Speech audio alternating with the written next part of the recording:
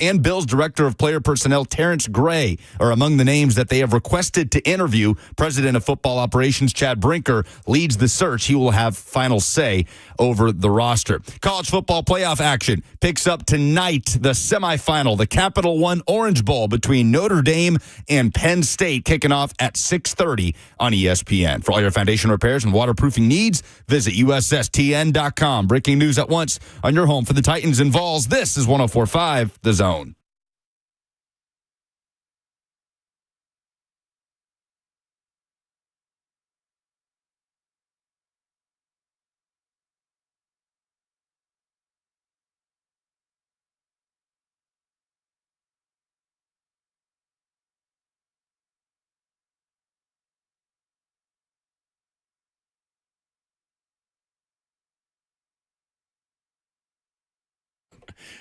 Cover 2 with Blaine Bishop and Zach Lyons here on 105 The Zone, powered by All Four Seasons Garage Doors, 615-737-1045. A lot of NFL news. The Raiders have not only, they fired Antonio Pierce a couple of days ago, but they have now fired their general manager, Tom Telesco, as well.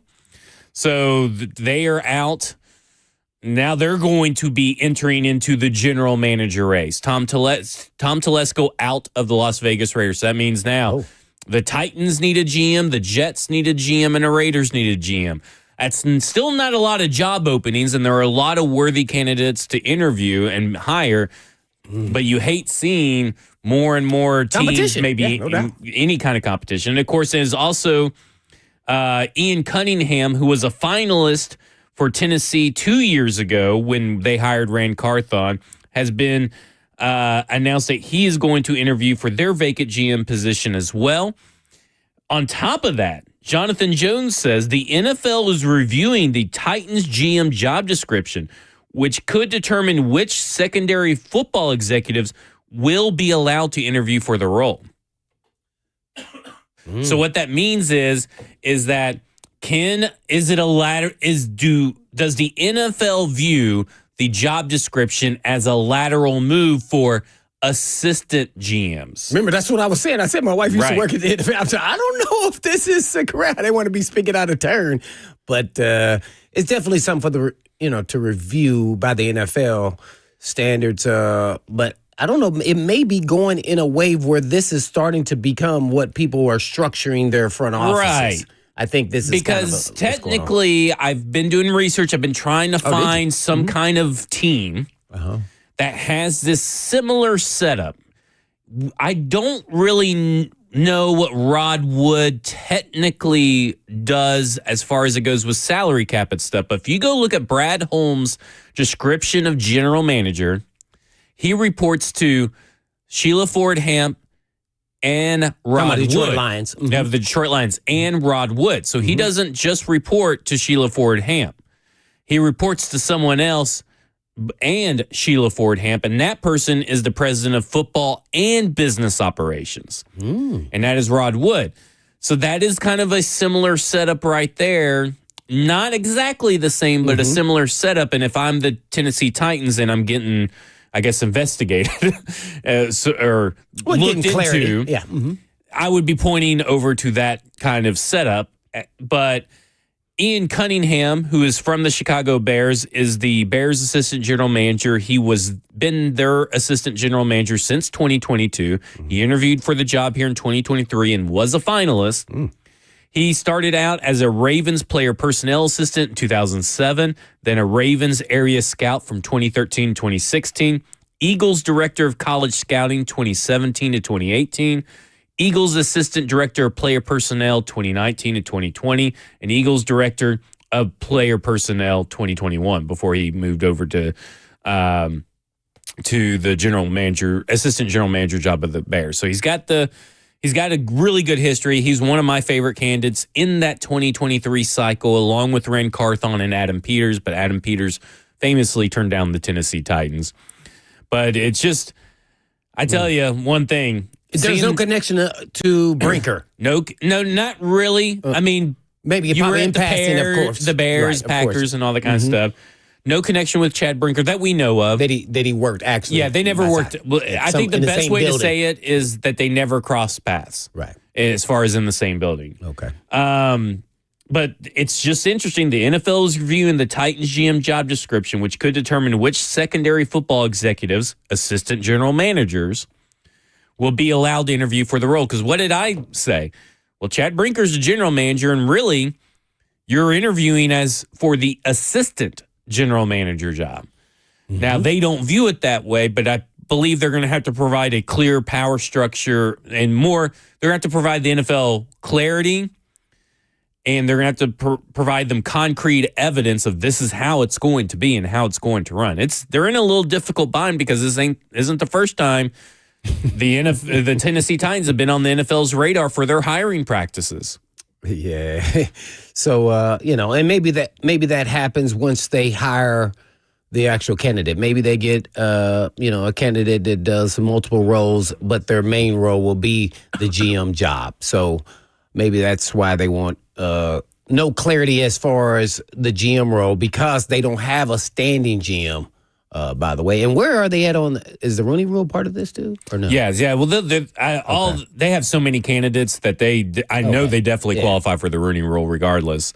It's just very interesting because I was going to dive deep into some of the GM candidates and all this stuff because we got to stop looking in the past. Now we've spent the last 2 days. I feel like I've said my piece on this whole Rand Carthon situation, and before we came on air, I started getting myself riled up, thinking about how they had enough public information, draft picks, the results on the field, free agency was a bust. To fire Rand Carthon with just cause, but then they had to just take it a step further. Unnecessarily, throwing out language out there that depicts him as lazy and all these sources that, are petty, I would say, and coming out and saying that, I saw him sleep one time on the plane ride and all this kind of stuff. Like all this stuff that came out was unnecessary. And they let it come out. And some of it was from their own mouths. And I just okay, if I keep thinking about it and keep talking about it, we'll never move forward. So now we need to talk about, hey, what's next for the Tennessee Titans? Because right now, if you're a Tennessee Titans fan, you're hoping and praying that the Tennessee Titans made the right move with putting Chad Brinker in place and that his experience can guide this team back to winning ways that was just from a few years ago. Wait, whoa. His experience?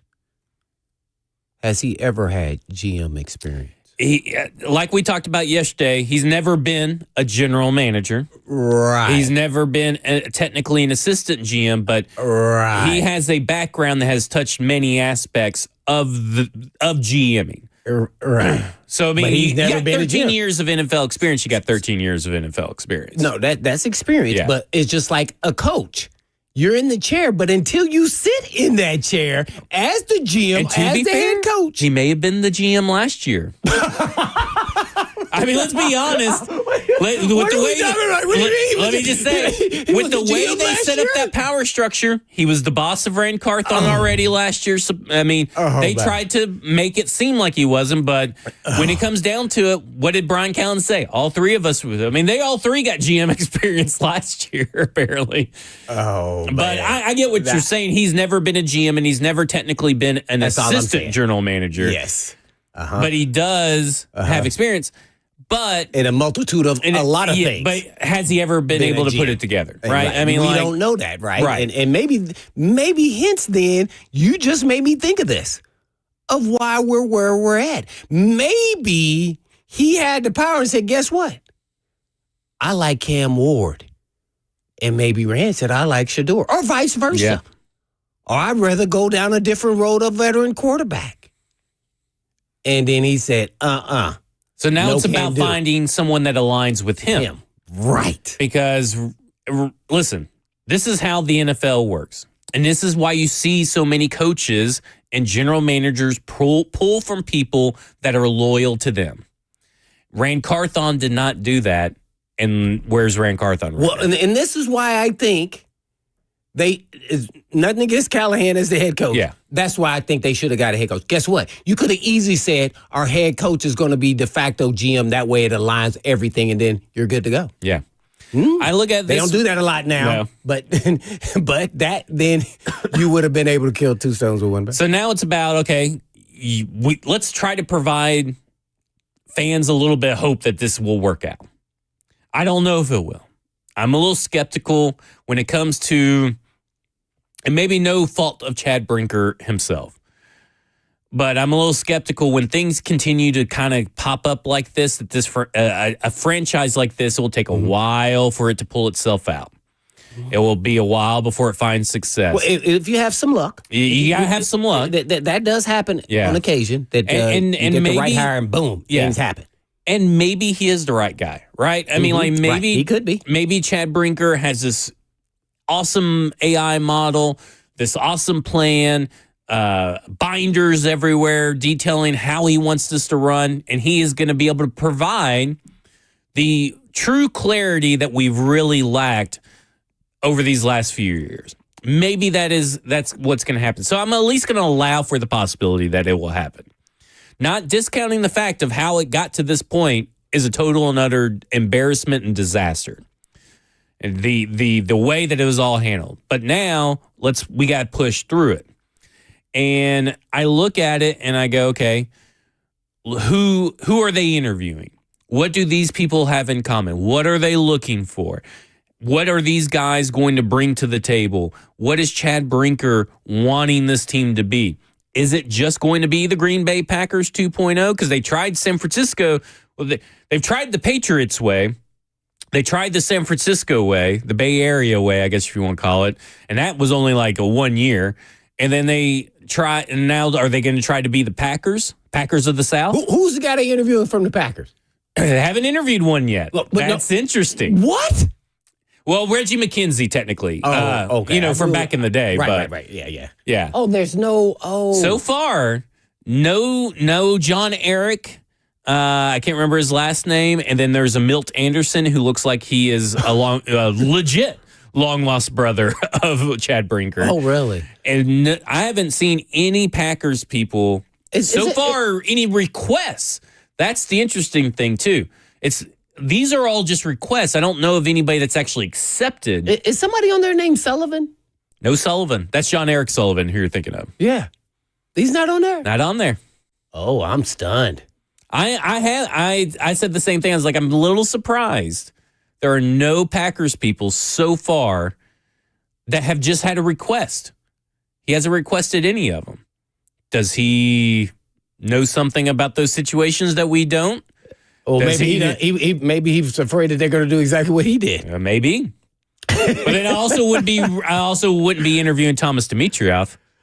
I definitely wouldn't be doing that either if I'm here. But, you never know what you could get out of an interview. Yeah. By the way. Right. And, sometimes the veteran guys who've done it for a period of time just want to get back in the door and then just, kind of keep their feet wet and they don't have to do as much of all the other duties and they can just kind of get back to just looking at the players and scouting them out.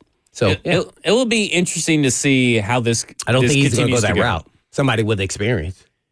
Or does he? I because wouldn't. This is the real Jim. I don't know. I wouldn't do it. If you're him. I also wouldn't do it because Thomas Dimitroff has been very poor drafting free agency wise, doing contracts. I wouldn't want.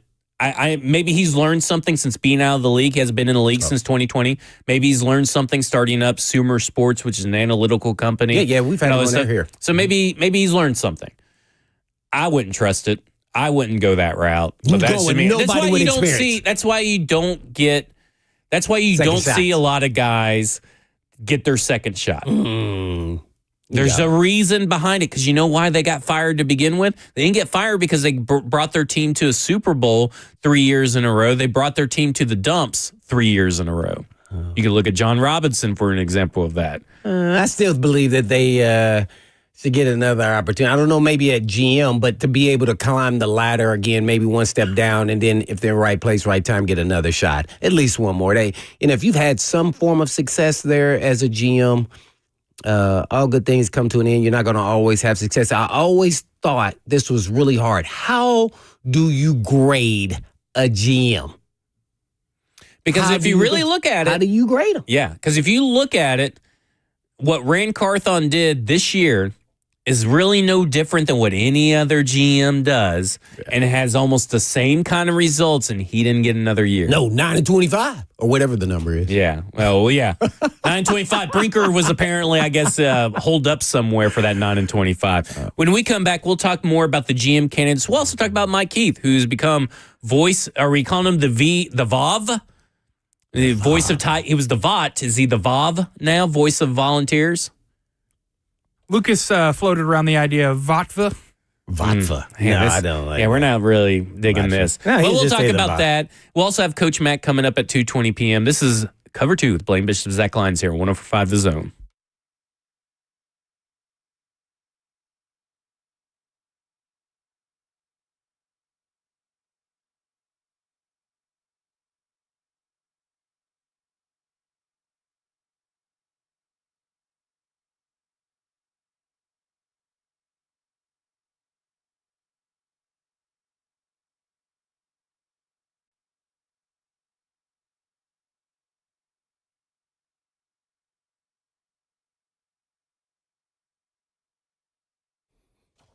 There are a lot of diagnoses out there, and there's a pill for everything.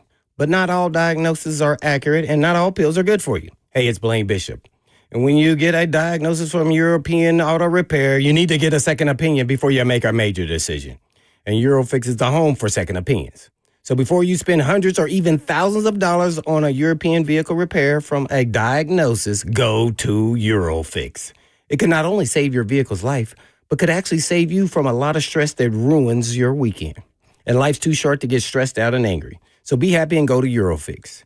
And at Eurofix, you get a free 15-minute no-wrench inspection with an estimate at every visit and not high-pressure sales tactics.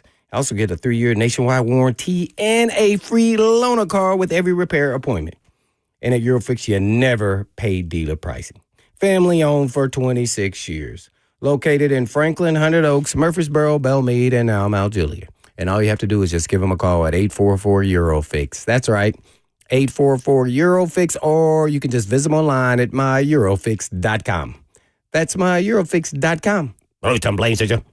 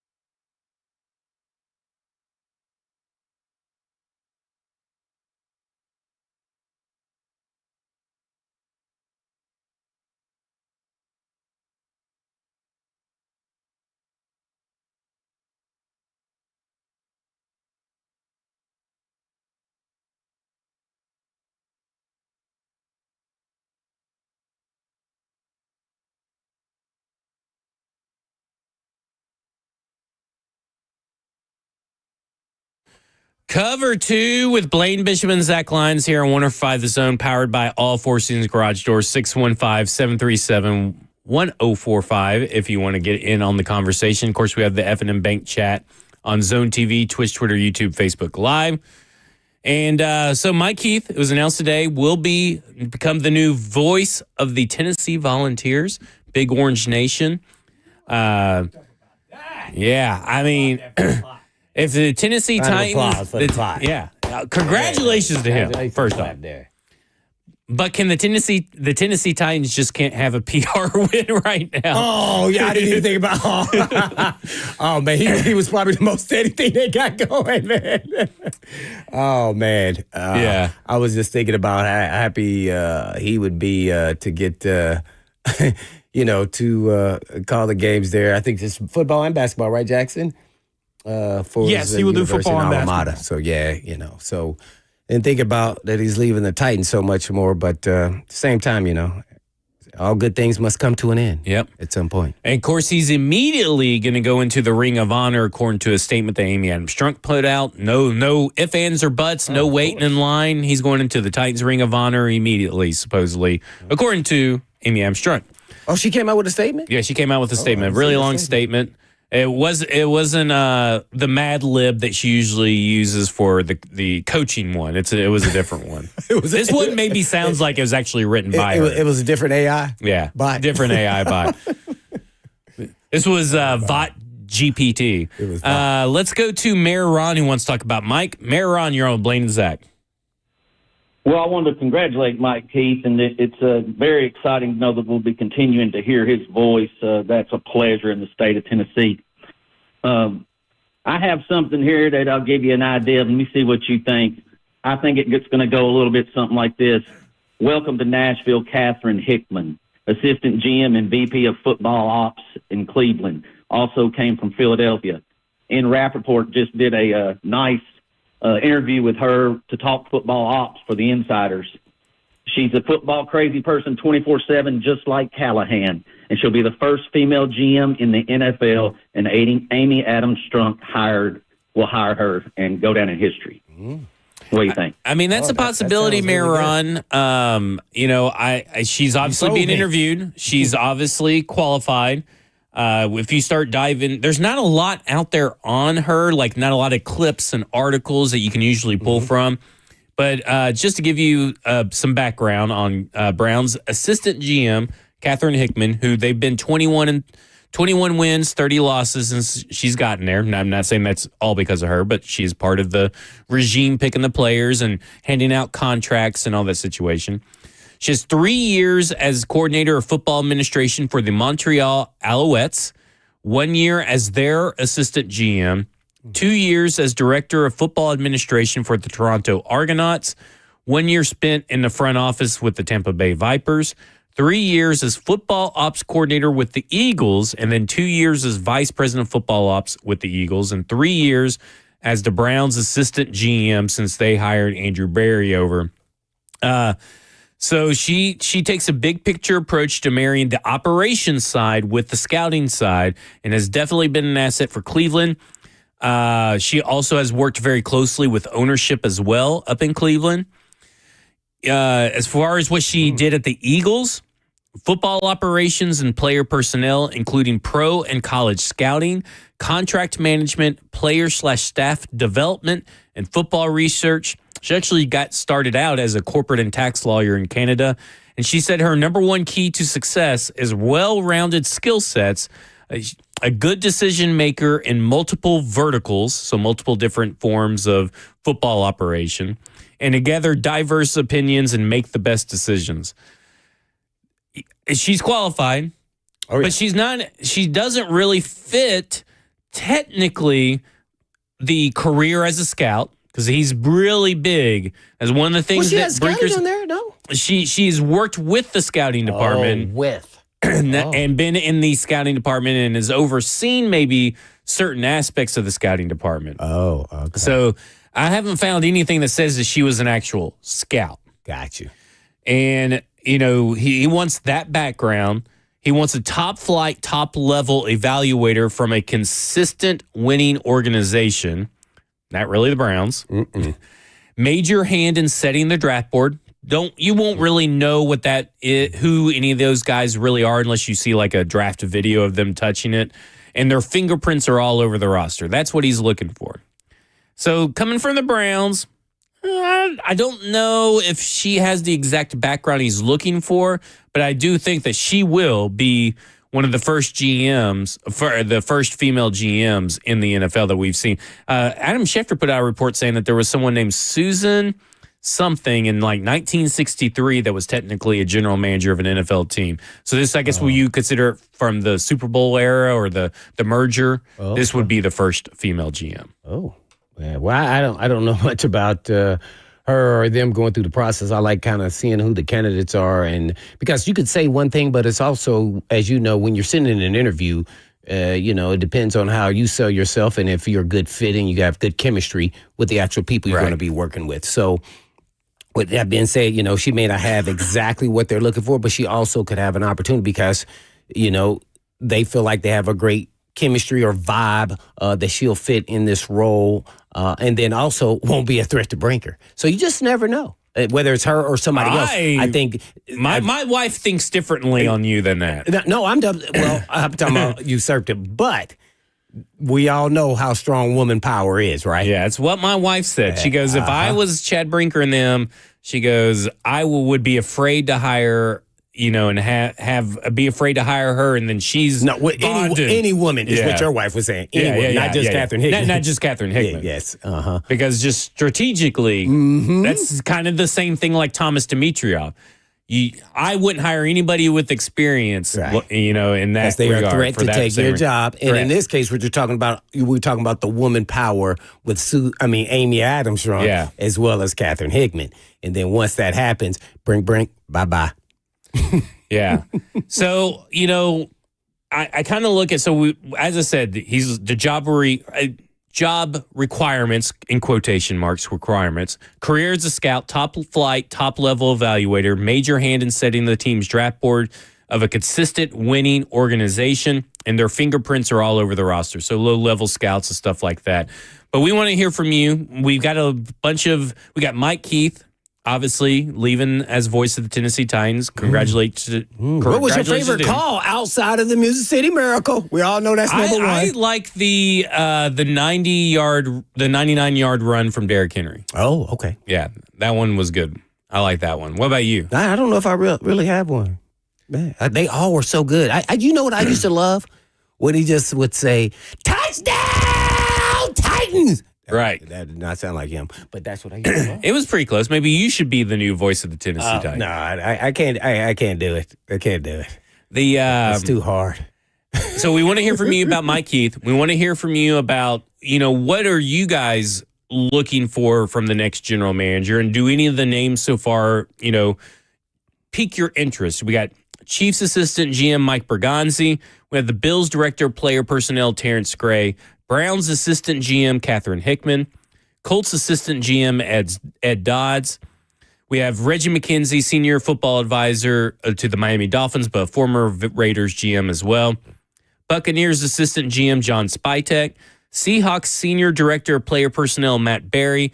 And then Thomas Dimitrov has been reported by Terry McCormick here locally. I have not seen any reports nationally about Thomas Dimitrov, but Thomas Dimitrov is supposedly has an interview request.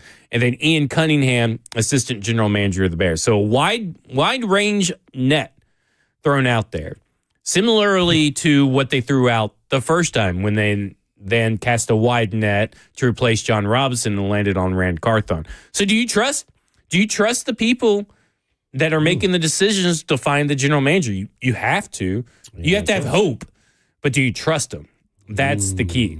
And then selecting a quarterback, possibly. And selecting a quarterback, maybe. Whether that's in free agency or the draft, and that's a high-risk situation.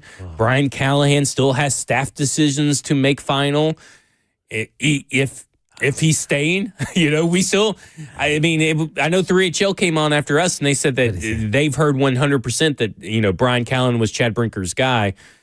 But I don't know if I could trust anybody in that building right now to give you a straight answer. Watch this. I'm going to trust him enough to say, He's going to make it through Friday. Doom, doom, doom. Yeah.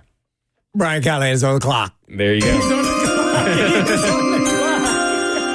He's already on the hot seat. We know that.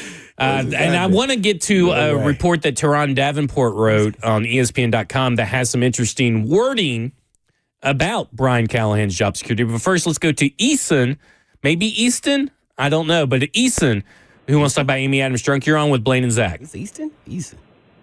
Hey guys, I think you hit the nail on the head, and I hope you're wrong. But Blaine, man, I feel like it's a sad day as a Titans fan when you're worried about the GM hiring Brinker. Let's say Brinker hires a lesser qualified person, like you say, just so he doesn't get replaced. Yeah. What is he doing to the franchise by hiring somebody lesser than him?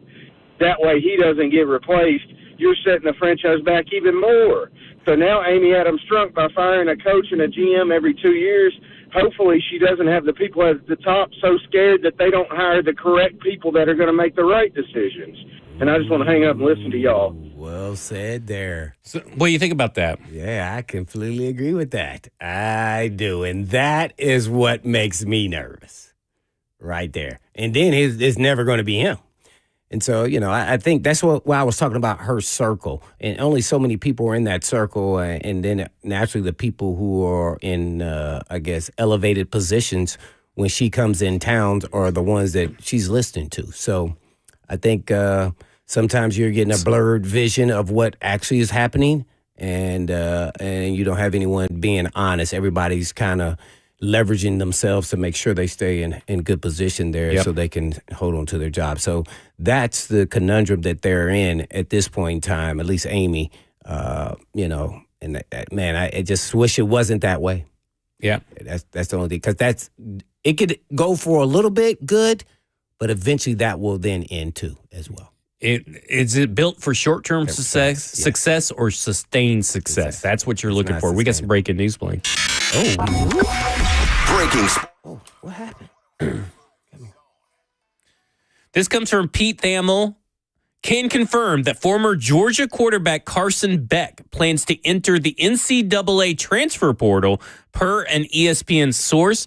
Beck originally stated that he planned to enter the NFL draft on 3, first reported Beck's intentions. So Carson Beck has decided, yeah, I'm not ready. For the Was that NFL.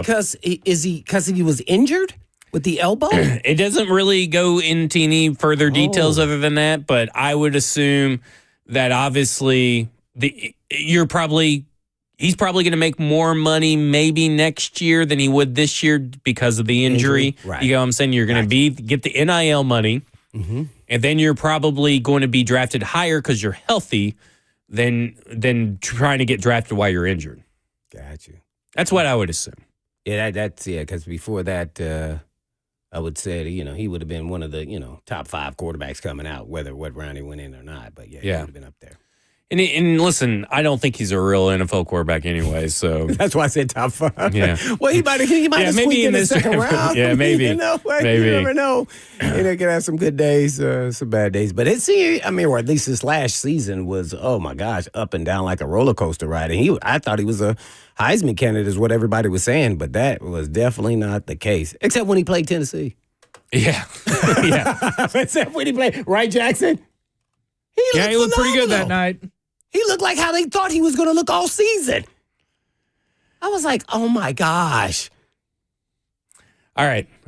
I'm glad. I'm just, I did not like Carson Beck. And I know that there's a lot of people in the Tennessee Titans, I guess, media circle that were a little afraid that, man, what if someone likes Carson Beck out of this Tennessee Titans front office? Maybe that's why. Maybe Ran Carthon did, and maybe that's why he got fired. I don't know. Let's go to Blake, who wants to talk about the general managers. Blake, you're on with Blaine and Zach. What's up, guys? I think Carson Beck's already got his Lambo, so he's good. Yeah. With Chad Brinker being the de facto GM, I wonder if he'll take over play-by-play duties, too. There you go. You guys have a good day. Chad Brinker, future voice of the Tennessee Titans. I love it. You guys have a good one. Hey, you too. I like it. He wanted to come in, just make some jokes. I like it. Oh, man, I don't know. We got Lucas here. Is probably on the list. Former Jonathan Hutton is on the list, I would say, for sure. Yeah. But, they, new era, new time, so you never know. Could be somebody unknown. I'm not big into the I guess what would you call it, the play-by-play celebrity circle or whatever. I don't know all the play-by-play people.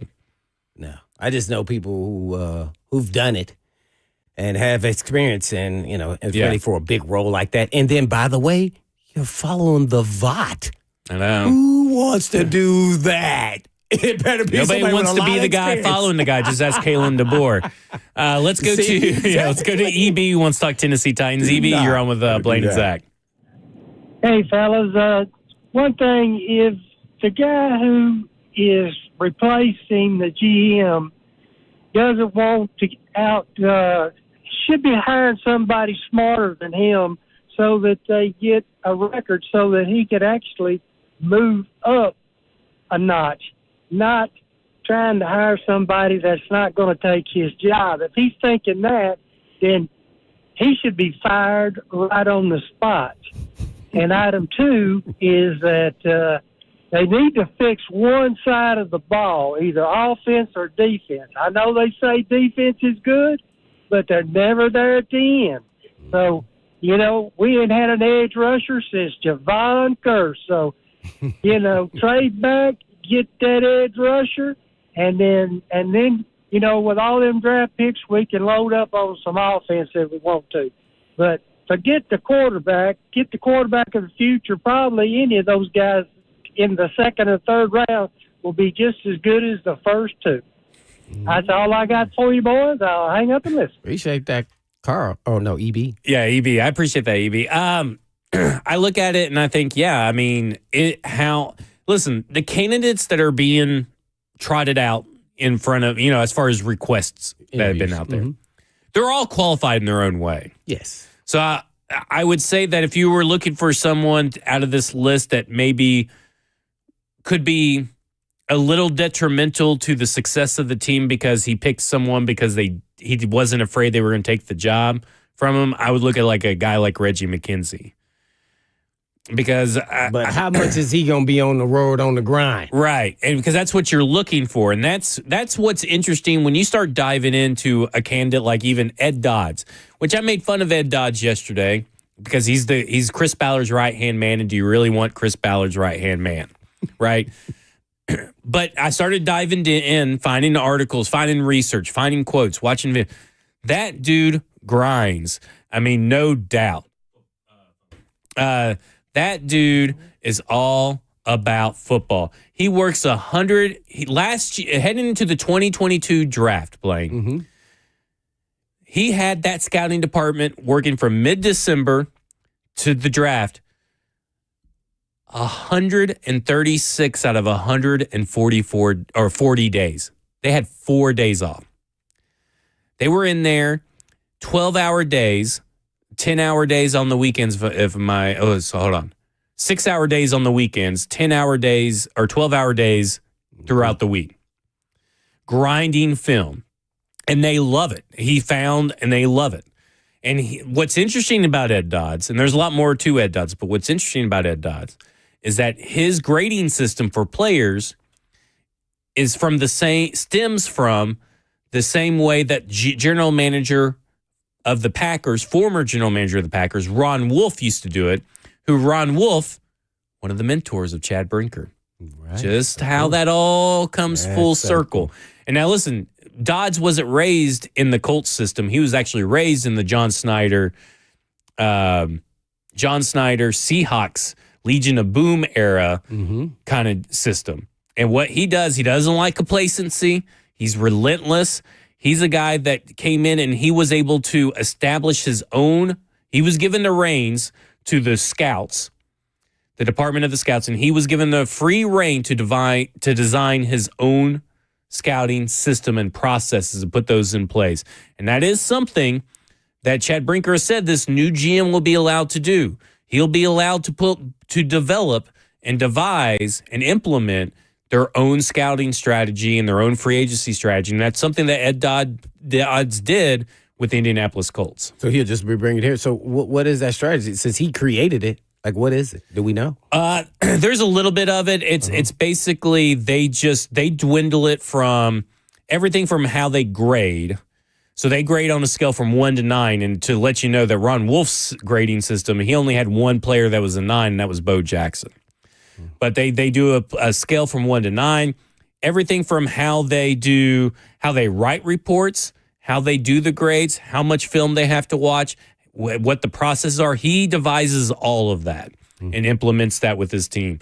And he's one of those people that there's a story about them being down in Mobile for the Senior Bowl, but they were at a bar and they were celebrating. I guess the Colts won a playoff game, a wild card game. And he goes, "Why are y'all celebrating this playoff game? We haven't won the Super Bowl. And until we win the Super Bowl, none of this crap matters." He used more colorful language, but when you talk about a guy that supposedly what they're looking for, Ed Dodds hits almost everything. Oh, he must have been the one who gave me a 6.0. I don't know if he was scouting when you were coming. Well, you said Ron Wolf. Ron Wolf was Ron Wolf may have, but he wasn't. Oh. His system stems from Ron Wolf. Oh. He wasn't working back then. Oh, okay. I thought he might have been at the bottom of the totem pole back then. Must have been Ron Wolf. But it's just interesting, when you start seeing some of the backgrounds of some of these people and what they say they want. These guys do line up and they do have a proper experience in some form or fashion. In what they're looking for. And maybe not scouting experience. But that may change. But that may change. Yeah, right. People, you set your standards, but you start saying, oh, well, maybe this is maybe I like this option, even though they don't hit all the buttons that we are requiring. But we think they're capable. Right. There you go. Let's go to Carl, who wants to talk about Mike. Carl, you're on with Blaine and Zach. Hey, good afternoon, Zach. Good afternoon, Blaine. Hope you guys are doing well. Guys, Mike Keith, wow, what a jewel. I was so blessed to intern with Titans Radio in 28 season, and just blessed to work under Larry Stone and Jonathan Hutton, had the opportunity to work with great individuals like Blaine Bishop and Dr. Kevin Dyson. And Mike Keith would always come up to me at practices and just, reach out and say, "Hey, Carl, how's everything going? How's everybody treating you?"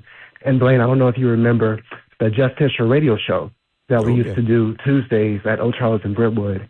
Just being able to see what happens behind the scenes and his professionalism and attention to detail. I mean, Mike Keith, there will never be another one.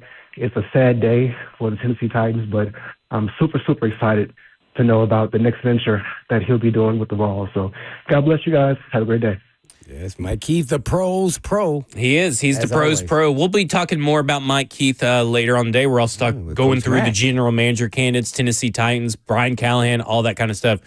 We're going to get to all that when we come back. This is Cover 2 with Blaine Bishop and Zach Lyons here on 105 The Zone.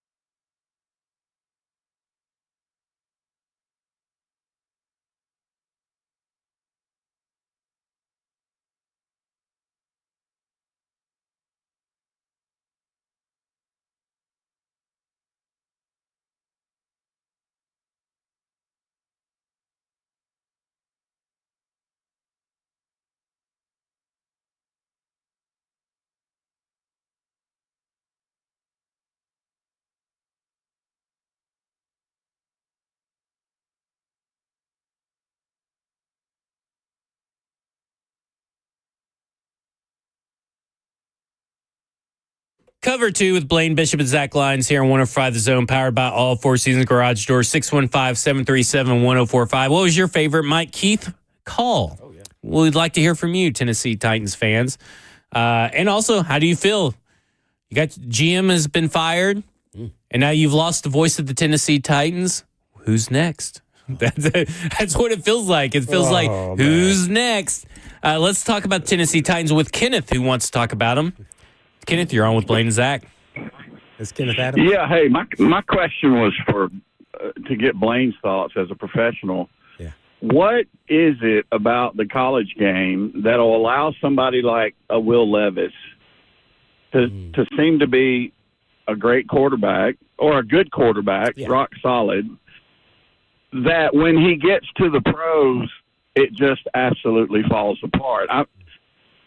For me, as somebody who's watched football and played football, and it seems to me the one factor among successful quarterbacks, even at the collegiate level, and I see this with Iamaleava, he doesn't seem to be able to read defenses quickly enough to get the ball to an open receiver. And I feel like that's the case with Levis, because if you think about putting somebody like a Tom Brady in the Titans offense, even with their offensive line troubles, I just feel like somebody like a Tom Brady who can read defenses so quickly and get the ball to the open receiver. I mean, we just saw how he was successful leaving New England and going to Tampa Bay, and New England did plug and play for so many years with their players, and he was still successful. And it almost seems to me to boil down to, because all of them have the physical abilities, it seems to boil down to this innate ability of some quarterbacks to be able to read defenses quickly and get the ball to the open receiver, unless they've got legs, right? We see so much success with these kids who've got the legs to buy them time. So what is it about the college game versus the NFL game that can just cripple somebody like a Will Levis? There you go, Blaine. I think Zach's done a lot of research on that too as well, so it's not just me and being a former player. I think first it starts off, people just don't understand how much faster the NFL is than the college game. I don't care where you went to. SEC, Big Ten, it really doesn't And matter. to be honest, it's like that for every position, not just quarterback. That's what I'm referencing. And so, and if you can adapt once you into the league. Now, I gave an example of myself years ago about the processing of information, especially in particular the quarterback. So when I got into the game as a starter, which was 10 weeks into a season, the game was like it was lightning bolts. I couldn't even tell you the receiver's numbers running by me in game. You know how scary that it was for me? It was scary. I was like, whoa, this is different. But over time, over the next 3 games, the game started slowing down for me. I can't even give you, I wish I was smart enough like Zach to come up with a reason or some technology where you can transform that into equating how players adapt to the speed of the game. I couldn't tell you, but every game slowed down. My confidence rose every game as that went on. But at first, I was definitely jolted by, woo, this is different. And so I can't even put a finger on it. And we're talking about guys from Notre Dame, Alabama, to you name the school. It didn't matter. And so that's how much different it is. Now, to the naked eye, it doesn't look the same. Just like when you watch it on TV, you can't even see how hard somebody's really hitting somebody. You there live, you see. You see. Sometimes you hear it, live when you're on live. So that's one thing, is adapting to the speed of the game, in particular the quarterback. So for the quarterback, which is what you asked for, is the player's arm talent always comes into play. But the strongest arm guy isn't always the best guy. It's a guy who is accurate and is also great at assessing and processing information. That is number one uno for the quarterback, not his leg, at least for me. Not his legs. Now he has to have some mobility, has to have some pocket presence, has to have a feel for the pocket. Watch this. Burrow is why I love him. Can we name any of his offensive linemen? Did any of them make the Pro Bowl? No. In fact, you know what? I can name one because I saw just yesterday. Oh. I saw a tweet that said that Alex Kappa was the worst offensive lineman in the NFL. So he had the worst offensive lineman in the NFL on his team last year. That's with the NPF, by the way. Right. Right. So he gets rid of the ball quickly. He assesses what the caller said. Yeah. Understanding the defenses. That's not to say you're not going to make mistakes, but he understands how to beat defenses and how they're trying to approach him. And then understanding the offense. That's why sometimes it takes time over a season for guys to understand where all his outlets are, where you can almost throw that thing blindly. That's how it's supposed to be. So I would say those are the main things, but the number is processing information. You got to have a good arm. You don't have to have a bazooka. To be successful in the league. We can all talk about Josh Allen and all the guys who have the big arms, but until he started processing information and then was accurate on the intermediate passes and the short passes, did he then come to be Josh Allen besides just running the football, and then making some big throws down the field. So, Zach, I'd love to hear your assessment of that, but that in a nutshell for me. Yeah, so it's also, you pretty much hit the nail on the head. The way how I would put it analytically would be if you're looking for a stat, it's time to throw. Yeah, you got to and because what that really tells you, it's not just how fast the ball gets out of their hand. Because I think a lot of people think, oh well, that's just someone that can just throw it real quick. That's someone who can process real quick. Because you know what they're doing after it's snapped? They're reading the defense. They're scanning the field. They're going through progressions. They're supposed to be in most cases. So it's how quick can a team read or how a quarterback can read the defense. There's a lot of times when I was looking through the All-22 this year where Will Levis snaps the ball looking at the middle of the field coverage, but he's there for so long waiting to see what the defense does. Most guys, when it happens, they take the snap, read the middle of the field, and then they know where they're going. For him, he is stuck on that middle of the field, almost like he's staring down a receiver. Right. And it's insane. And then he goes through his reads. And that's why time to throw is so important. But that also goes to show that it's not just the speed of the NFL, it's the speed of the quarterback.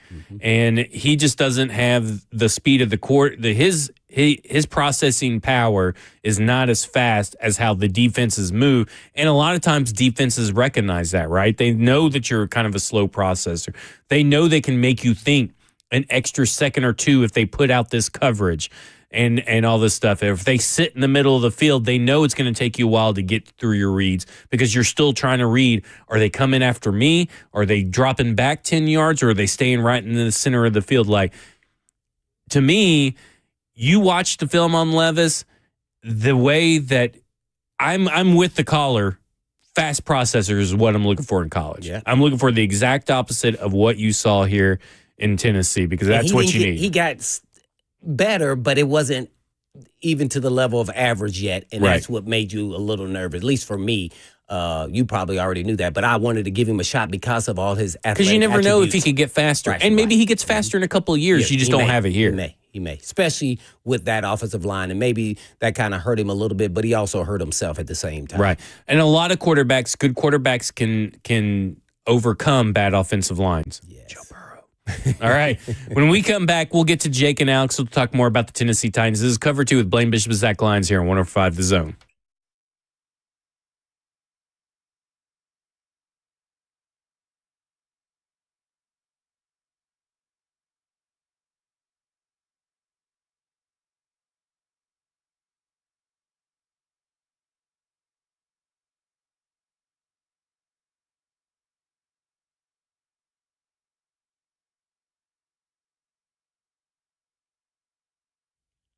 It's a new year and time to start on your wellness goals. So if you have a nagging pain or injury that's been keeping you from fully enjoying your favorite sports or activities like golf, tennis, or whatever it is, now is the time to finally take care of it. And that's with Edge Peptides and Hormone Therapy. Have multiple regenerative treatment options for treating and healing and recovering from your injuries or pain. And Edge has everything from PRP treatments to stem cell therapy. And Edge focuses on your body's natural ability to heal, and the ultimate goal is to always avoid surgery if possible. reduce joint pain and inflammation, promote tissue repair, and even improve mobility and function, just like I have with my shoulder. And the new year should be about healing, and Edge here to make sure that will happen. So call Edge for a comprehensive consultant to create the perfect treatment plan for you at some of the most aggressive pricings you'll find in the area. So spend this month restoring so that you can thrive the rest of the year. And all you have to do is just give them a call at 615-724-1878. That's 724-1878.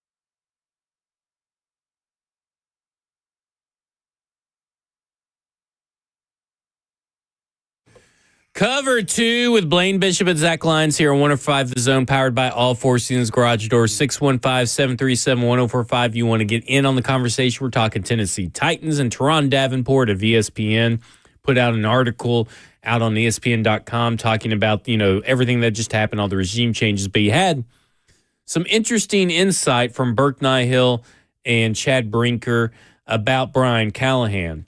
So we're going to start first with this quote. They want to see growth, and they'll support Callahan in that growth, Titans president and CEO Burke Nihill told ESPN, but they're going to hold him accountable.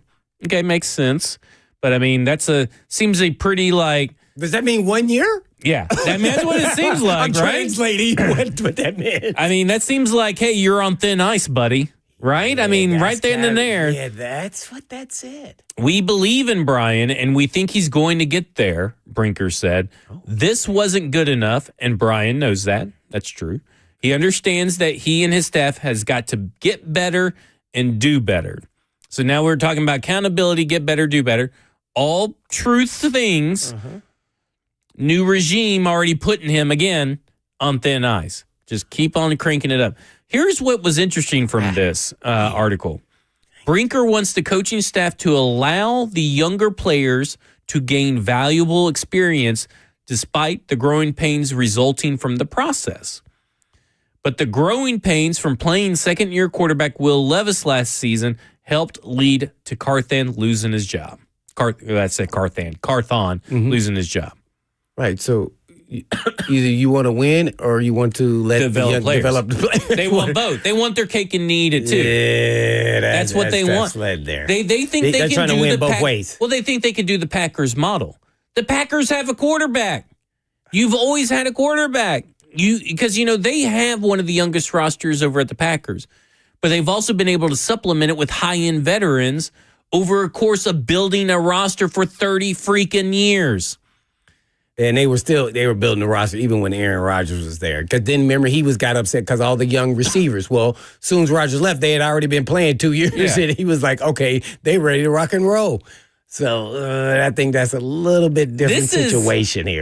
Again, the messaging is what I have an issue with, and this is putting Brian Callahan right up with his. I don't know if you guys are listening or big cooks or anything, but that stovetop is right at medium high. Mm-hmm. Yeah. The ice is about as thin as the shirt I'm wearing right now. It is thin. Yeah. And they're wanting him to do something that's hard for a coach to do when you lack talent. They're wanting him to win and develop players at the same time when you have a roster that is pretty much second or third worst roster in the NFL. Barrel. Yeah. What are we doing here? You're set. This is a historic year. If Brian Callahan were to keep his job after this year, I would be surprised because he is set up to fail. He has he's already on the hot seat. He's going to have, not only does he have a new boss, quote unquote boss in Chad Brinker, he's going to have a new GM that wasn't his guy. He's not that guy. Over the last 20 years, Blaine, only two coaches have kept their job the season after picking number 1 overall. Think about that. Zach Taylor is one of my. I do not know the other one. I think it may have been. Well, that's what I was saying. They should have just. Man, as much as I want to see Brian Callahan have success, this is not a good setup for him. He's doomed. It's already written. The odds are way at 99.9. Especially when you're talking about a quarterback. If they go quarterback, the next one. Oh my gosh. You have a high-risk quarterback situation. Right. No matter what. Draft, free agency, high-risk quarterback situation. Oh, he is set up to fail. And I've already looked at the top two quarterbacks, and I am almost lock and step. Well, see, we in unison. We lock and step. We collab because that means one of us is about to backstab each other. Well, hey, I better watch out around here, man. I'm the whole guy. So, so I think Cam is the more talented, but Shador fits this offense better. He throws on time. You really dig deep and you think about what our offense is, I would say Cam is the probably more talented thrower, but he definitely has some Will Levis to him that I don't think Callahan is going to like. So Shador, if you went, quarterbacks, I think is a better fit. That doesn't mean he's a better talent than Cam. I think Cam's still going to be up there and may be forced on Callahan as the number one because he's the more talented player. But I don't like some of his habits that it's going to be tough to break. He definitely has an air of confidence about him, but he does some flippant plays and flip the ball to the running backs, and that's not going to work in the National Football League with the speed-size ratio of all the guys. Right. Man, and you see it constantly. So I got to give him that on his confidence level. But, man, it could backfire in a hurry in the National Football League.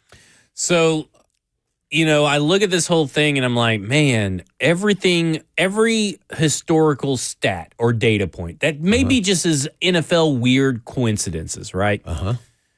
Is all against Brian Callahan. Oh, yeah. And I hate it for him. I do, too.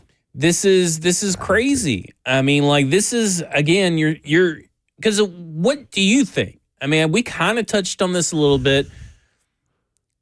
I don't know if 9-8 and missing the playoffs really saves his job. I can't say that right now about this team.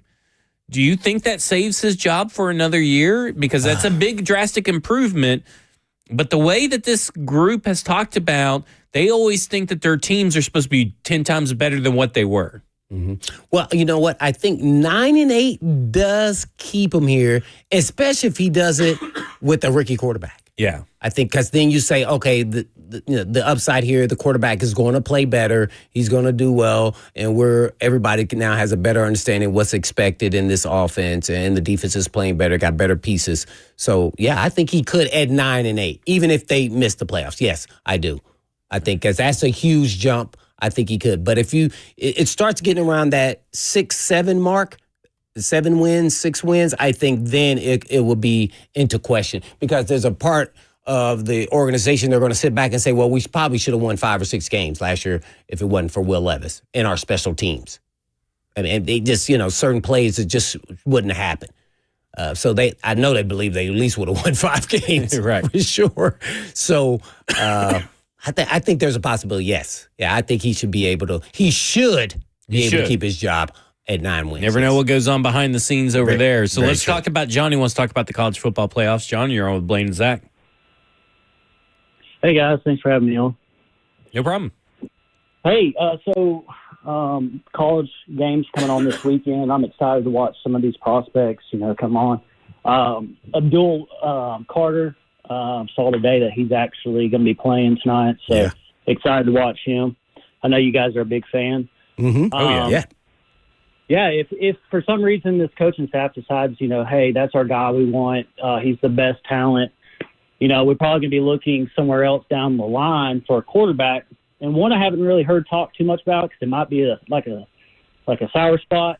But I was just wondering if you guys could give me some comparisons on the difference of somebody fit-wise of someone like Sanders and Will Howard, where Sanders has taken 42 sacks this year, where Will Howard's only taken 10, and he's balling in the playoffs. And I just wanted to see what your comparisons were for fit for Will Howard and his games coming up this weekend. That's all I got. I could say this about Shador, which was great points, but you get to see Shador not getting good blocking, offensive line play. You get to see how tough he is and how he avoids. So I would say that leans to that. Apples aren't with apples. Ohio State is an elite level team that has probably the second best roster in college football. So for him not to take very many sacks. Now, is he a great pocket passer? And actually, he showed me his arm strength a little bit more here in the playoffs. I watched Will Howard. So I think he's more so a middle round guy for me. I actually like Dart a little bit better than Will Howard, but that's just me. I think that's the difference. I can't see that on film with Will Howard as much as you can see Shador, especially the last 2 years with him not getting a good line play in college. And even with everything around Will Howard is having a very good year. And I'm how curious, I guess you could say. I'm a little curious on Howard, but like his turnover worthy play percentage, 4%. Yeah. Over his career. That's higher than Will Levis's career. So that's at Kansas State play. and Ohio State. Yeah. Okay. And Will Levis is Penn State and Kentucky. 3.4 for him, 4% for Will Howard. I know that players are allowed to get better. There are certain numbers that kind of translate to that next level. We saw it with Will Levis because the speed of the game moves faster. And so we saw it with Will Levis. He maintained a high turnover-worthy play percentage.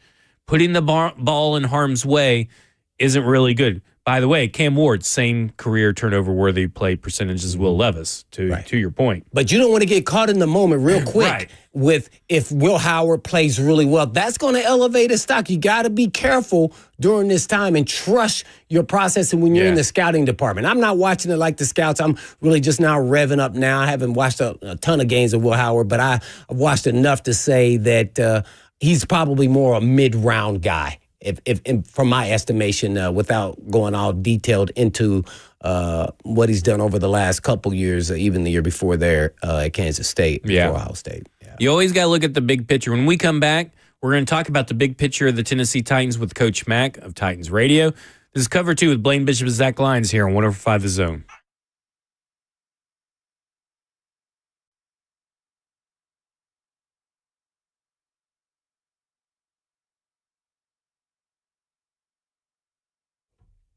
Hey, folks, you know I've been talking about Tennessee Orthopedic Alliance for years because they're the leading experts in sports medicine and performance and the team physicians for the NFL, college, and high school athletics across Tennessee.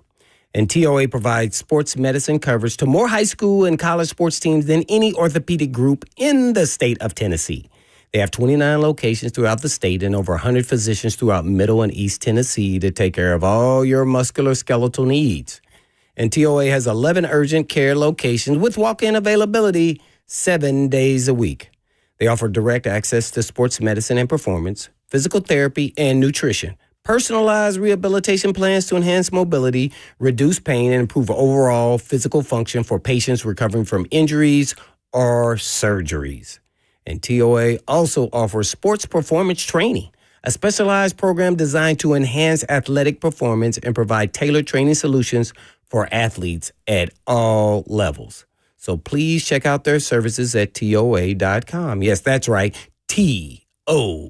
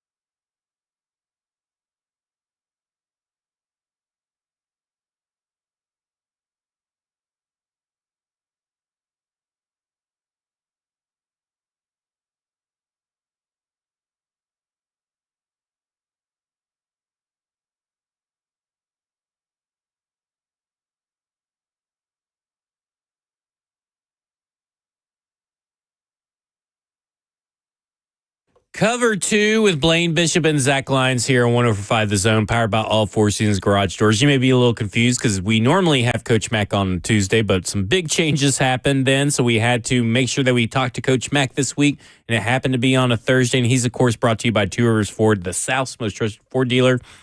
And Coach, it's a week of change for the Tennessee Titans, but, first, your partner on Titans Radio, the legendary Mike Keith, has taken his talents to Knoxville.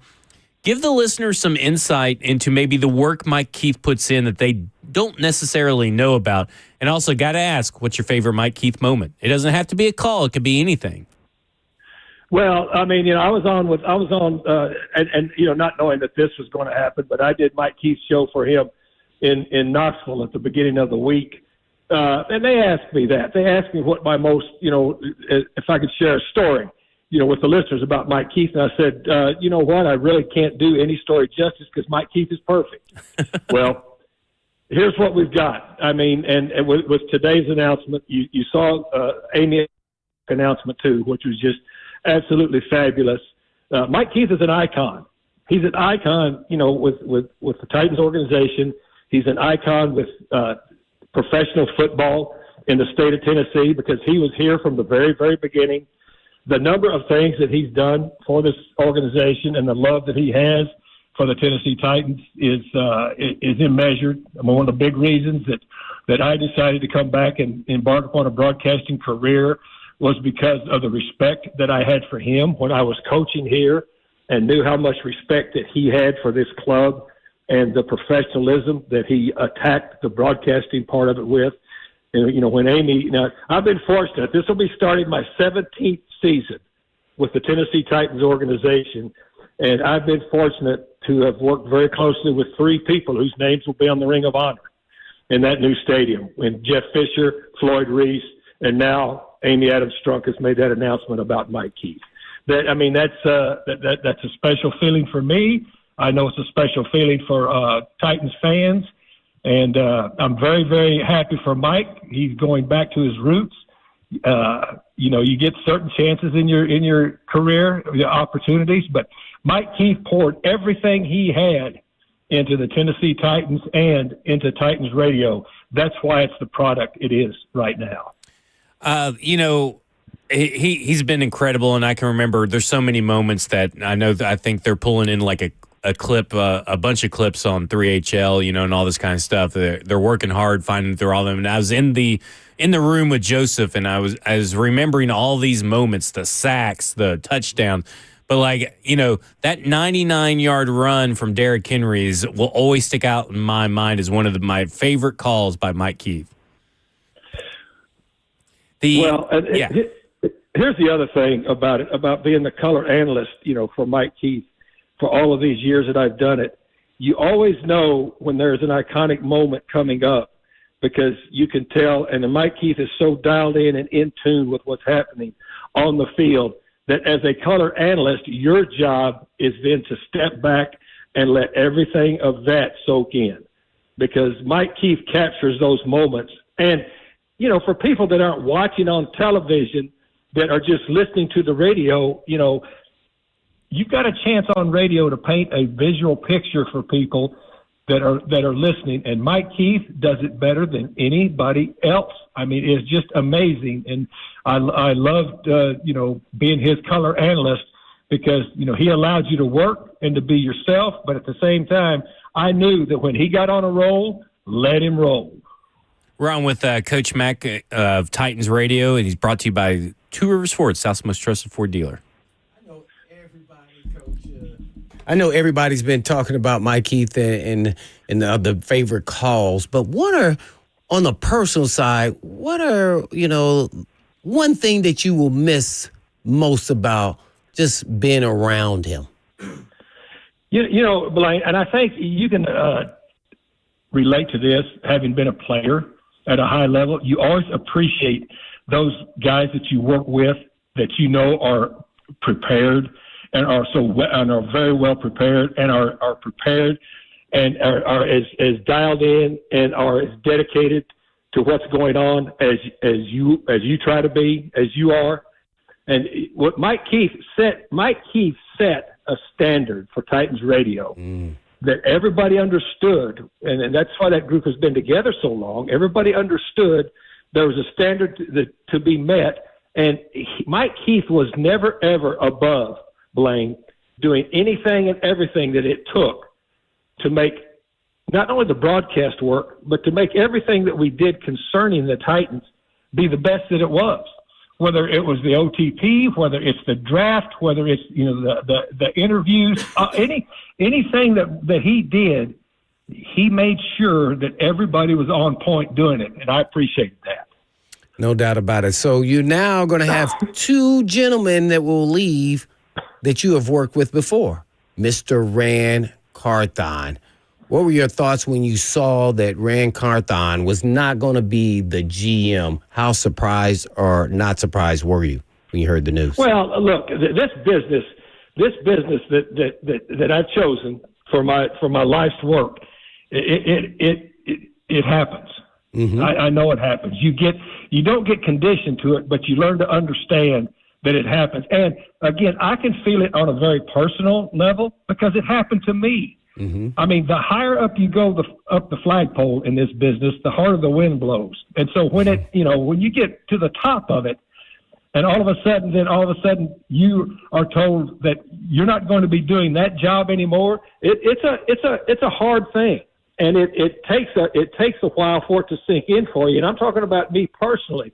It took a while. I mean, I've been fired one time in my life from a really big job as a head coach in this league. And no matter what you say and how hard or conditioned you may think an individual is to the brutality of what the business side of this is, it's hard. It's hard on a personal level. It's hard on a professional level. So the first thing that anytime somebody loses a job, regardless of how close I am to them or how well I know them, I know what they did to get to the position, and I know how hard it is, not only on them, but on everybody else connected with them. That's where my first thoughts always go. It may be too soon, but, I'm that guy. Any word on who may be replacing Mike Keith? I have no idea. I knew you did. No. I have no idea. I mean, I'm sure it'll be a very highly sought after job. As I say, I love doing the color part of this job. So we'll see. But now, as you said, it's too soon. Now it's kind of the time to celebrate what Mike Keith did, what he meant to everybody, and what he always will. I mean, and Amy Adams Strunk, she's so dialed in, and she made, that was a great announcement that she made today that just really made my heart happy. No doubt about it. We're on with Coach Mack giving us the Mack Attack. I guess one more question. This is related to the Titans, and that is, what would you say after the season's over now, the strengths and weaknesses of this team compared to the actual draft, and what's the strength of the positions and the weaknesses of this draft? Have you gotten that far? I can tell you about the Titans team first. Rhett and I just started the draft today. Okay, gotcha. I just started looking at players today, and I don't, you know me, Blaine, you've known me a long time.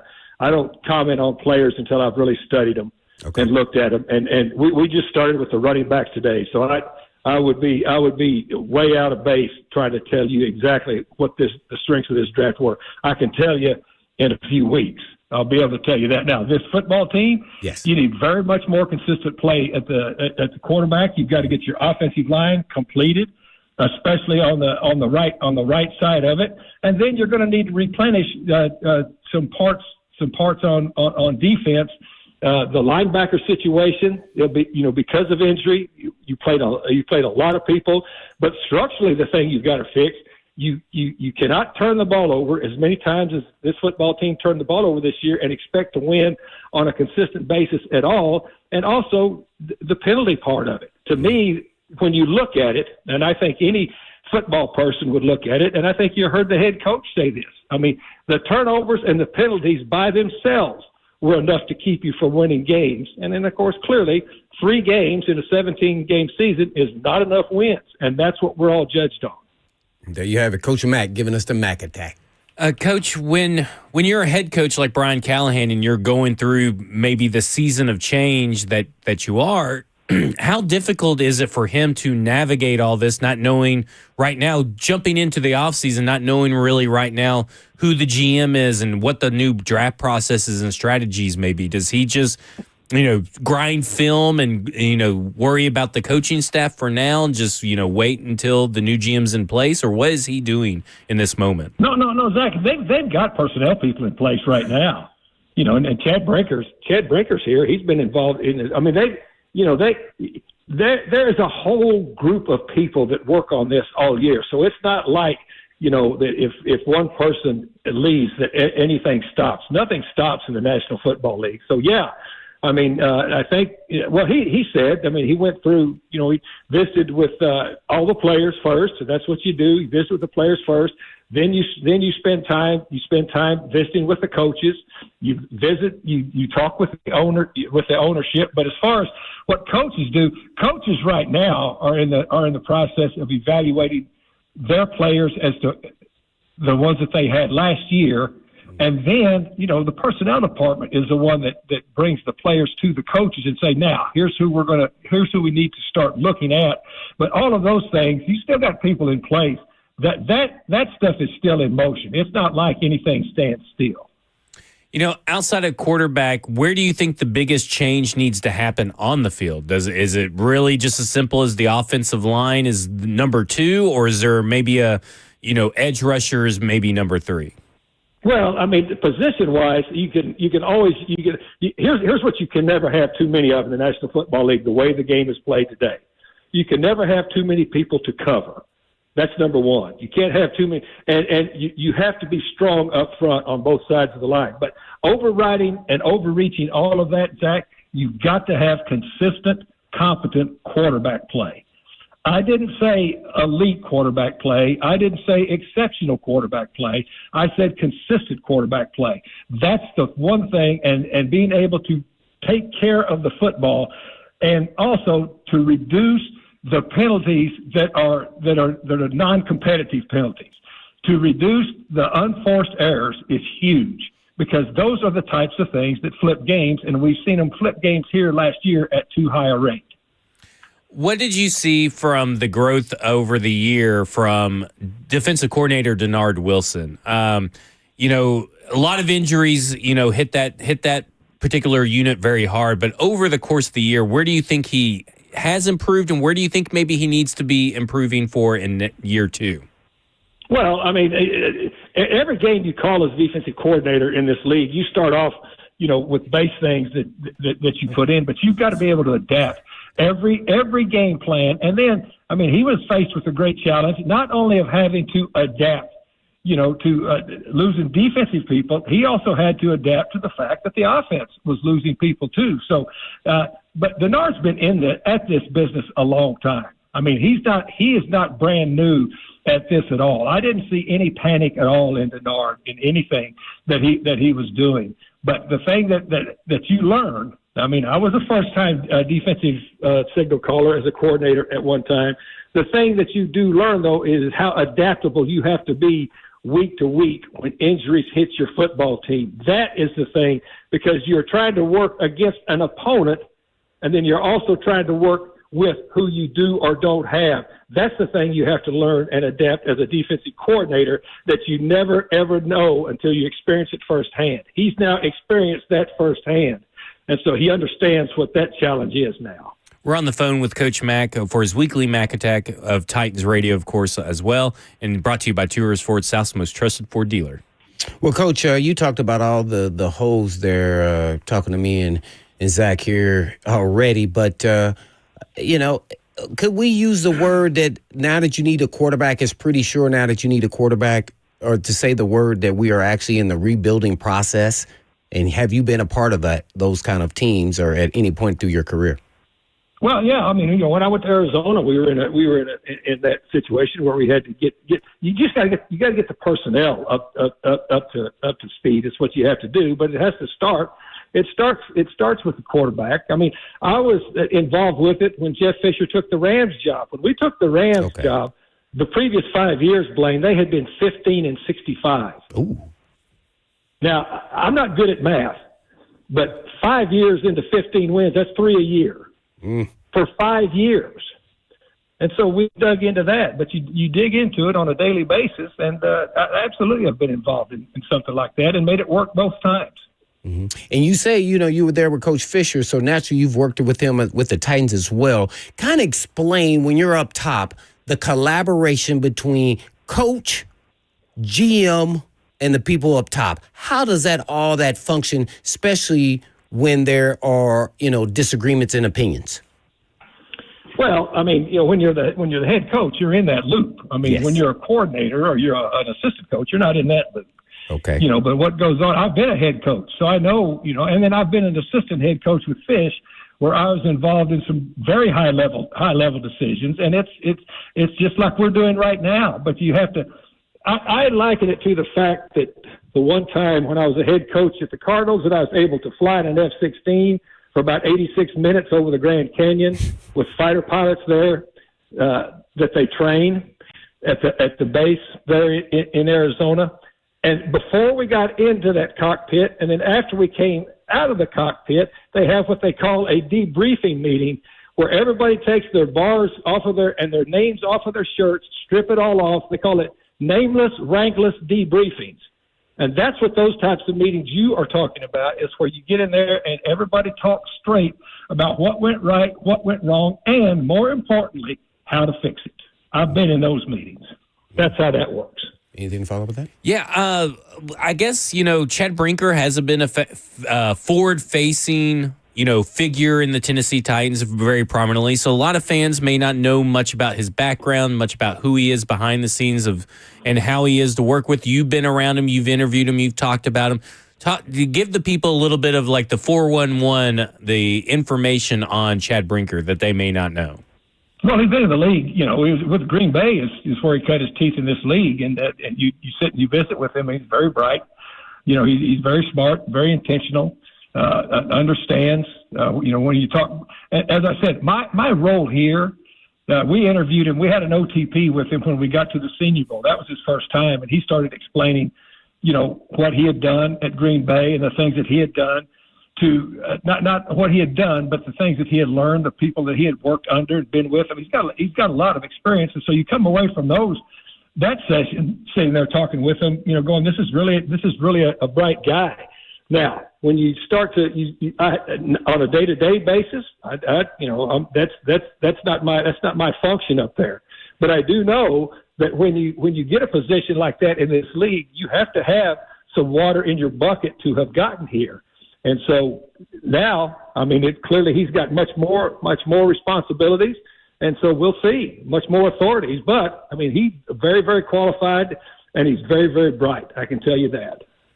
Other than that, I always insightful when you're on, Coach Mack. I know that you hate seeing Mike Keith leave, but I know you're happy for him. Any last words you want to give the people about Mike Keith before we let you go? Well, Mike Keith is the absolute best, and as I said, look, he gave everything he had to the Tennessee. He's an iconic figure in the Tennessee Titans history, and Amy Adams Strunk paid him the highest compliment that you can pay. And yes, I mean, I am fortunate, as I said, to have worked, and this is starting my 17th season here.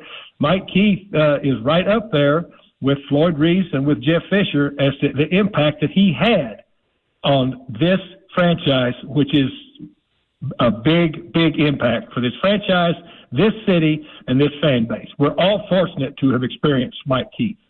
Well, Coach Mack, stay safe tomorrow. I know it's going to be a cold one, snow on the ground, and all that kind of stuff. So stay safe, and I guess enjoy the film room as you are now entering in the draft. Well, here we go. This time of year, guys, so we'll be talking draft as soon as I get some of these guys parsed out. Appreciate you guys. Appreciate you. Thank you. That was Coach Mack of Titans Radio, and of course, you got he's brought to you by Two Rivers Ford, South's most trusted Ford dealer. A lot of interesting things to say, about Mike Keith, Chad Brinker, and all that kind of stuff. But I thought about the meetings that he was talking about were really interesting.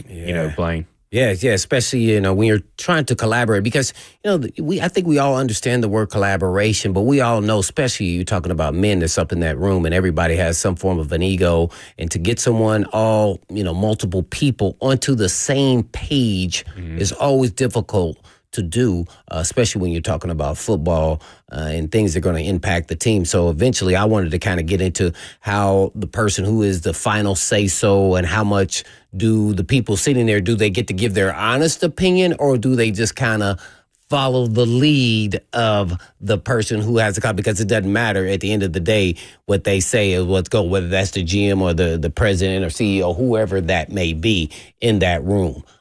So I know there's a lot of conversations when VY was taking it in the draft. Right. And then, a lot of people said, Jeff Fisher said that he wanted Matt Leinart. Floyd Reese wanted, Vince Young, and then they had to get the owner involved. So that's kind of how those conversations go. And sometimes it's difficult, but you got to be able to have difficult, conversations sitting in those roles and be comfortable in your own skin. Yeah, when we come back, we'll continue talking about the Tennessee Titans, about what to maybe expect from this new regime, how it affects Brian Callahan, and what it means for the Tennessee Titans moving forward. This is Cover 2 with Blaine Bishop and Zach Lyons here on 104.5 The Zone.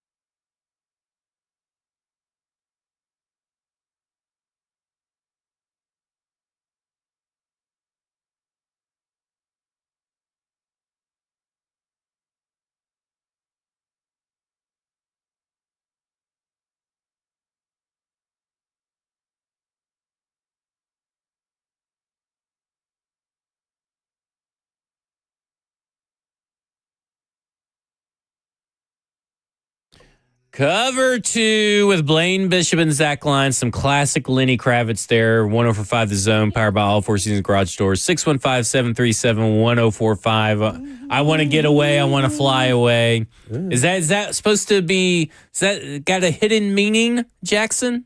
No, there was 20 seconds left in the break, and it was the first song I saw. Oh, man. Yeah, man, that's it. It's good timing because it feels like people want to get away from the Tennessee Titans. Yeah. That's what I used to play after, when we were packing up your bags. Oh, yeah? Yeah.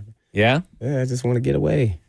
I'm exhausted. This week has felt like a month. Oh, man. So It's far. got my trap up here tight. I know, you keep going I like got that. a big old knot in here. Yeah, but probably because I was up there lifting too much heavy weight because I was like, the freaking Titans are pissing me off.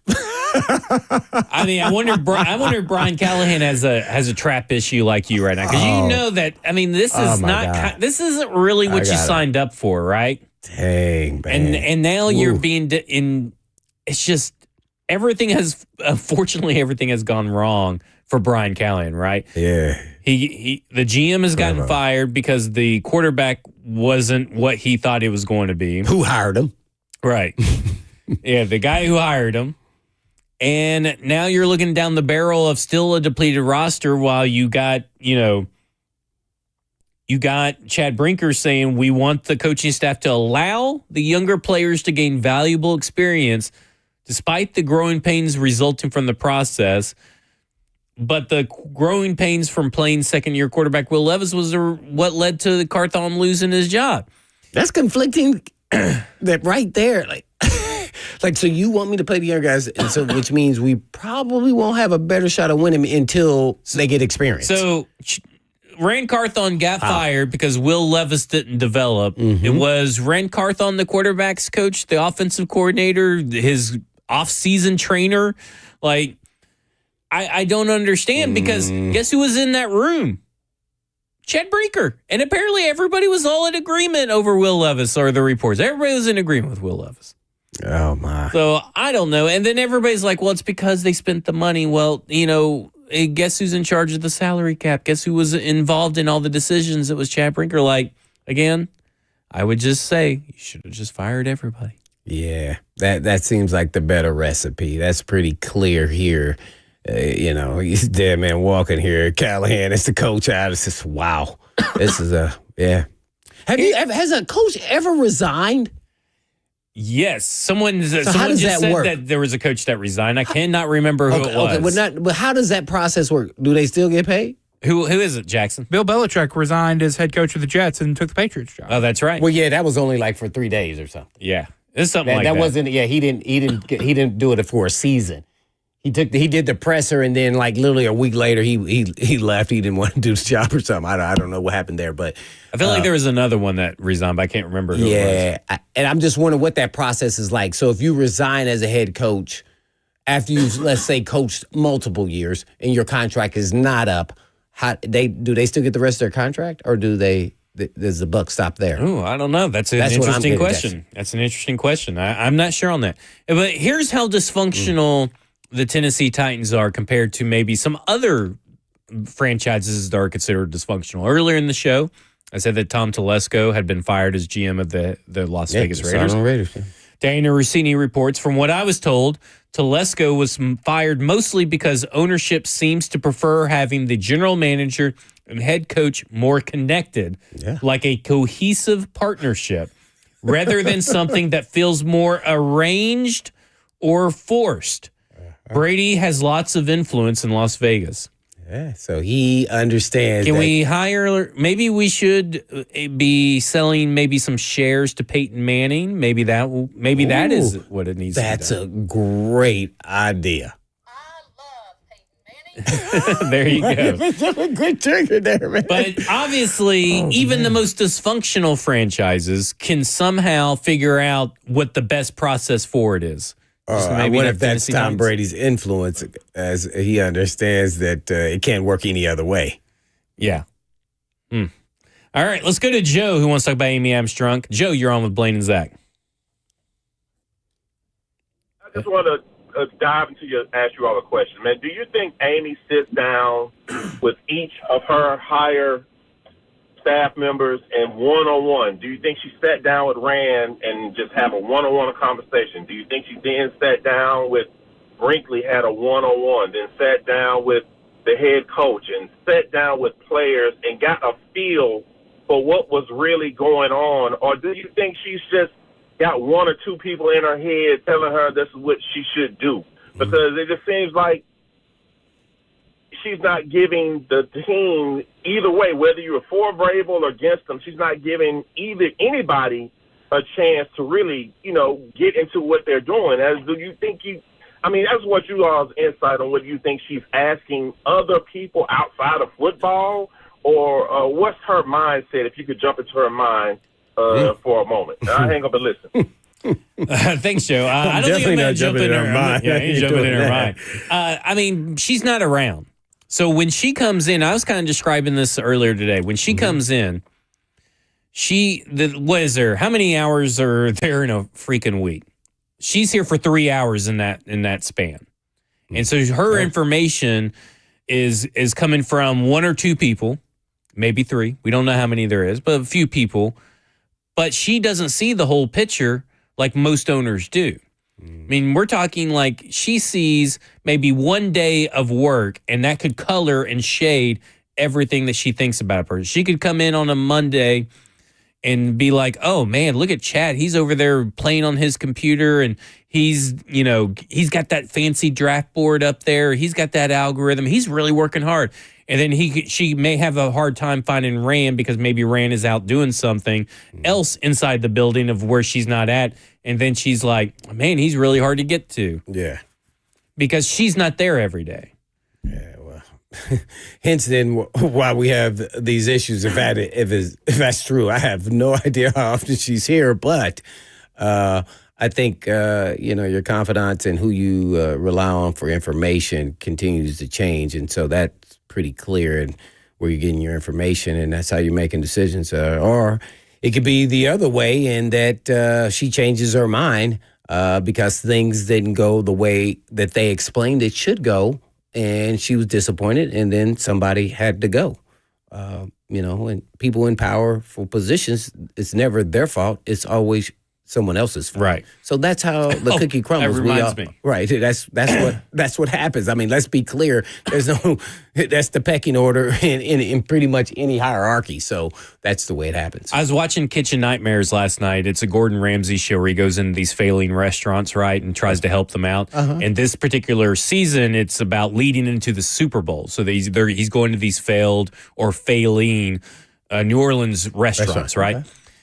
And last night was the first episode that I watched of this particular season, and the owners have no clue what they're doing. So it's a nurse and a physician who have bought this restaurant, and then they are paying. Let me tell you something about this, and then I'm going to get to the bigger point here.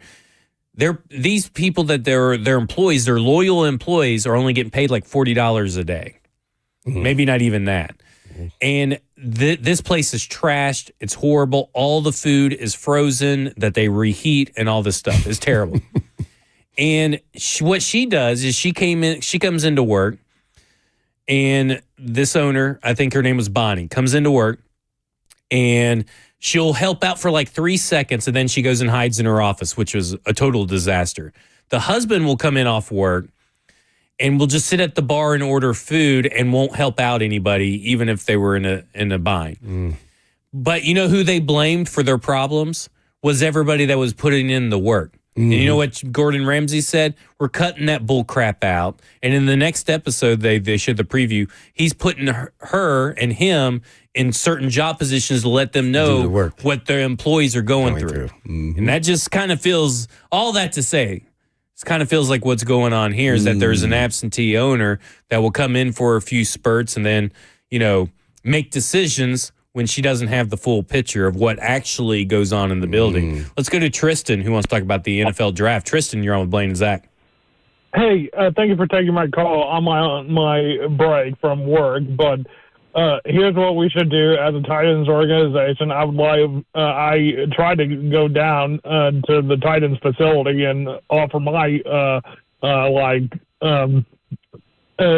resume and apply for the GM position. I would take $80,000, $100,000, and trade down to number 32 overall, get 2 first rounders, a couple of second or whatever, get a defensive lineman, get a quarterback next year if the right quarterback is in the draft.